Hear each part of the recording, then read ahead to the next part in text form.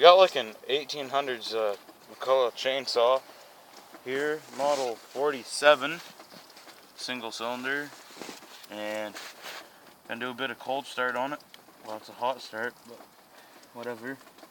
There's your primer, which will need to be pressed multiple times. There's your chain oil, which we don't have a chain and bar on right now. Throttle, air, whatever.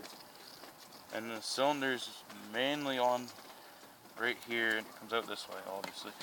Whatever, and we're at the exact same spot we blew up that lawn boy, which had some comments on it, but yeah. Anyway. Yep. I'll put a pretty dandy one in there too. Yeah.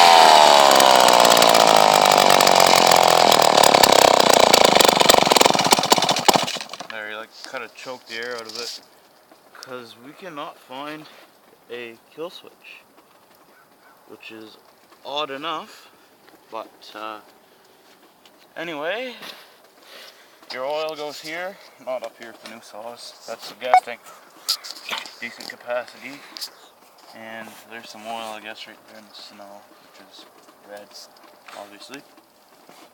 And chain and bars here, like I said.